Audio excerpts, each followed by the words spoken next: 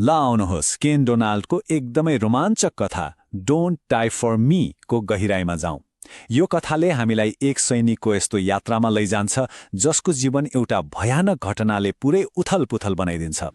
कथाको सुरुवात हुन्छ हाम्रा मुख्य पात्र पूर्व सर्जन जिम बाल्हमबाट। उनी अफगानिस्तानमा घटेको एउटा डरलाग्दो घटनाको सपनाले बारम्बार तर्सिरहेका छन् र यो कुनै सामान्य सपना होइन, यो त एउटा नमेटिने पीडा हो जसले उनलाई हजारौं पटक सताइसकेको छ। अब यो सपनाको जड के हो त? त्यो हो एउटा हवाई हमला जुन गलत ठाउँमा हुन पुगेको थियो र यही घटनाको दोष जिमलाई लगाइएको थियो। प्रमाणको रूपमा उनकै हेलमेट क्यामेराको फुटेज देखाइयो। यसै कारण उनी आफूलाई एउटा पुरै गाउँ र अजिता नामकी एक सानी नानीको मृत्युको लागि जिम्मेवार ठान्छन्। सोच्नुस् त, यही अपराधबोधको बोझले उनको जीवन पुरै तहसनहस पारिदिएको छ। उनकी श्रीमतीले पनि उनलाई छोडेर गइसकेकी छिन्। जब आशाको कुनै किरण बाँकी रहँदैन, जिम एउटा एकान्त जंगलमा आफ्नो जीवन नै समाप्त गर्ने निर्णयमा पुग्छन्। तर कथाले यहाँ एउटा मोड लिन्छ। ठिक त्यही बेला जब उनी आफ्नो जीवन अन्त्य गर्नै लागेका हुन्छन्, एउटा अप्रत्याशित भेटले सबै कुरा बदलिदिन्छ र यही भेटले एउटा यस्तो रहस्यको ढोका खोल्छ जसले उनको विगतको सत्यलाई बाहिर ल्याउनेछ। हो, उनलाई केटी विलियम्सले बचाउँछिन्। यो भेट दुई हराएका आत्माहरूको एउटा अनौठो साझेदारीको सुरुवात बन्छ। एकातिर युद्ध र अपराधबोधले टुटेका जिम छन् भने अर्कोतिर आफ्नो दुखी जीवनबाट उम्कन खोजिरहेकी केटी। केटीको साथ पाएपछि जिमको मनमा एउटा शङ्काले जन्म लिन्छ।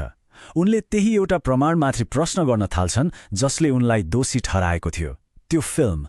अनि उनीहरू त्यो फुटेज लिएर केटीको भतिजा रिकी कहाँ पुग्छन्, जो प्रविधिमा निकै दखल राख्छ। उनीहरूलाई के थाहा थियो र कि उनीहरूले खोजिरहेको जवाफ त्यही प्रमाणभित्रै लुकेको थियो? आखिर के हुन्छ यदि प्रमाण नै अपराध हो भने? रिकीले जब त्यो फुटेजको विश्लेषण गर्छ, उसले एउटा चकित पार्ने सत्य बाहिर ल्याउँछ। फिल्मलाई त चलाखीपूर्वक परिवर्तन गरिएको रहेछ। उसले पत्ता लगाउँछ कि फिल्मको एउटा सानो तर एकदमै महत्त्वपूर्ण खण्ड हटाउनको लागि केही फ्रेमहरूलाई सुस्त बनाइएको थियो। र त्यो मेटाइएको फुटेजमा के थियो त? हो, त्यही थियो जिमको निर्दोषिताको सबैभन्दा ठूलो प्रमाण। उनले हवाई हमलाको लागि सही कोअर्डिनेट लेखेको कागजको टुक्रा लेफ्टिनेन्ट मोर्टनलाई दिएको त्यही क्षण। यो खोजले त पुरै कथा नै पल्टाइदिन्छ। जिम एउटा दुःखद घटनाको दोषी होइनन्, बरु उनी एउटा षड्यन्त्रको निशाना थिए। तर प्रश्न यो थियो, यो षड्यन्त्र कति गहिरो थियो र यसको पछाडि कसको हात थियो? जब गहिराईमा खोजिन्छ, थाहा हुन्छ कि यो षड्यन्त्रको जालो त सरकारको माथिल्लो तहसम्म नै फैलिएको थियो। यसमा एक सरकारी मन्त्री सर फिलिप मोर्टन सामेल थिए। खासमा उनले आफ्नो बारेमा अनुसन्धान गरिरहेका एक पत्रकारलाई सिद्ध्याउन यो पुरै हमलाको योजना बनाएका थिए। लेफ्टिनेन्ट मोर्टनले त केवल आफ्नो बुबाको आदेश मानेका थिए र जिमको आफ्नै साथी कर्पोरल कम्पटनलाई चाहिँ फिल्म बिगार्न बाध्य पारिएको थियो। मतलब जिमलाई त केवल बलिको बोको बनाइएको थियो ताकि शक्तिशाली मान्छेहरूको स्वार्थ पूरा होस्। किताबको कभरमा लेखिएको लाइनले नै यो षड्यन्त्रको सार बताउँछ। एक बेलायती सैनिकलाई उसले नगरेको युद्ध अपराधको दोष लगाइन्छ। अब सत्य बाहिर ल्याउनु थियो।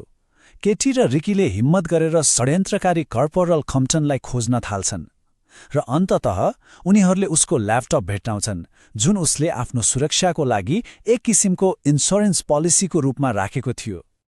त्यो ल्यापटपभित्र के थियो? सक्कली नचलाइएको फिल्म मात्र होइन, एउटा पुरै कबुलनामा पनि थियो जसमा पुरै षड्यन्त्रको एक एक विवरण लेखिएको थियो। हेर्नुहोस् त, कम्पटनको डरले नै अन्ततः सत्य बाहिर आउने बाटो खोलिदियो। अब उनीहरूलाई थाहा थियो कि षड्यन्त्रकारीहरू यति शक्तिशाली छन् कि सामान्य आधिकारिक बाटोबाट न्याय पाउन लगभग असम्भव छ। त्यसैले उनीहरूले एउटा फरक हतियार प्रयोग गर्ने निर्णय गर्छन्। उनीहरूसँग अब अकाट्य प्रमाण थियो, तर प्रणालीभित्रबाट न्याय खोज्नु भनेको समय बर्बाद गर्नु मात्र थियो। त्यसैले उनीहरूले सिस्टमलाई नै बाइपास गर्ने सोचे। उनीहरूको योजना एकदमै सरल तर जोखिमपूर्ण थियो। यो सबै प्रमाण सिधै जनताको अदालतमा पेश गर्ने। अनि रिकीले केवल एउटै क्लिकमा त्यो विस्फोटक सत्यलाई संसार सामु छरिदिन्छ।